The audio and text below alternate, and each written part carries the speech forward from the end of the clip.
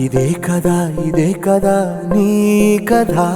ముగింపులేనిదై సదా సాగదా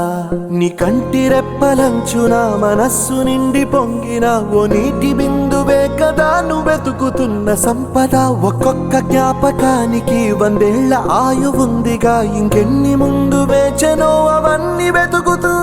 పదా మనుష్యులందు నీ కథ మహర్షిలాగా సాగదా మనుష్యులందు నీ కథ మహర్షిలాగా సాగదా